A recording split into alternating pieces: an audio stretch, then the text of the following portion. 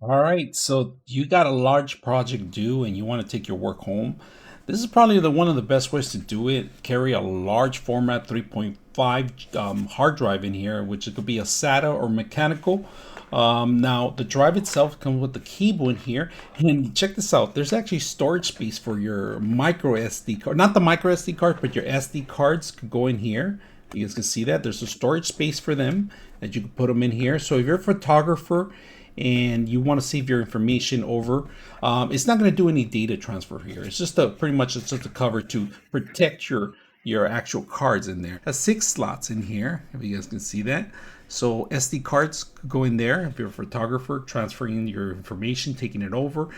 Give it that extra protective layer of it's waterproof in here, but it's not submergible. It's just to cover it up, right? It's not completely waterproof, because just make sure that these things open up from all directions. All right. Now this thing here, it works pretty much. It comes with a USB reader.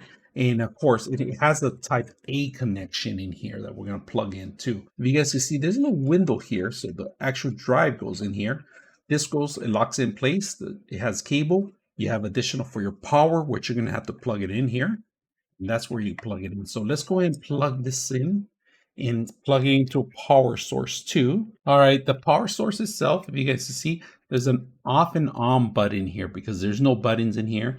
It's off and on. So right now we keep it off. Want to make sure you put the drive right? And you have to have your own hard drive. And this is a mechanical drive, SATA drive.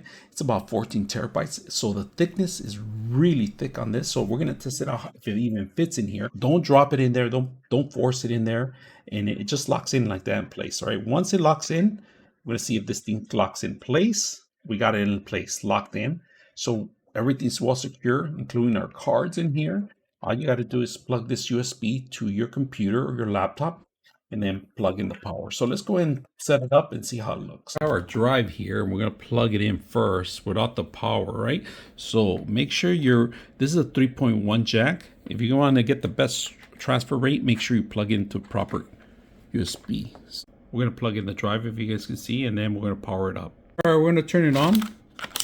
We're going to go on the computer and see what we see. All right, so this is our drive right now, and just to show you that we have our 14 terabytes in here showing up in here, and here's actually showing completely how much space we have in all of them, right? So, which is great. I mean, I love this drive. You can see there's 3 gigs allocated to the system itself, so the rest of it's going to be, it tells you right here 13 point something, but overall it's 14.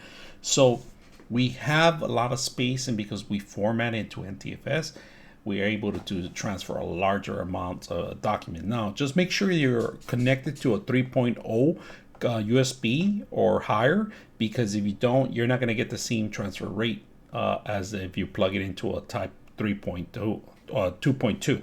So just make sure you're aware of that, right? Transfer rate is higher on a 3.0 than it is on a 2.0. So hope you guys enjoy the video.